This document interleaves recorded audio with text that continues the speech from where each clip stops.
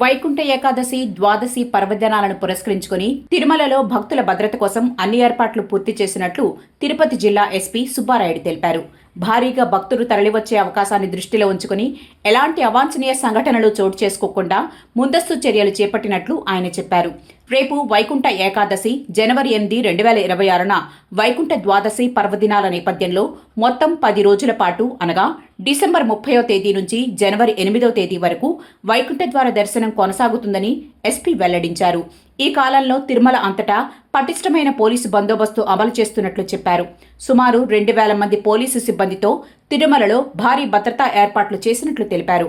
December 30, 31 మరియు జనవరి 1 తేదీల్లో టోకెన్లు పొందిన భక్తులకు మాత్రమే వైకుంఠ ద్వార దర్శనం కల్పిస్తామని మరొకసారి స్పష్టం చేశారు. ఆన్లైన్లో సుమారు 25 లక్షల మంది భక్తులు దర్శన టోకెన్ల కోసం దరఖాస్తు చేసుకోగా ప్రతిరోజు 60,000 టోకెన్ల చొప్పున దర్శనాల కేటాయింపు జరిగిందన్నారు. భక్తుల రద్దీని సమర్థవంతంగా నియంత్రించేందుకు ట్రాఫిక్ మేనేజ్మెంట్, క్యూలైన్ నిర్వహణ, సీసీటీవీ నిఘా వంటి ఏర్పాట్లను ముందుగానే అమలు చేస్తున్నట్లు చెప్పారు. టీటీడీ అధికారులతో సమన్వయం చేసుకుని విధులు నిర్వర్తిస్తున్నామని చెప్పారు. ఈ సందర్భంగా ఆయన భక్తులకు పలు సూచనలు చేస్తూ దర్శన సమయంలో క్రమశిక్షణ పాటిస్తూ శాంతియుతంగా వ్యవహరించాలని, పోలీసు సిబ్బందికి పూర్తి స్థాయిలో సహకరించాలని కోరారు. పిల్లలు, వృద్ధులు విలువైన ఆభరణాల పట్ల ప్రత్యేక జాగ్రత్తలు తీసుకోవాలని సూచించారు.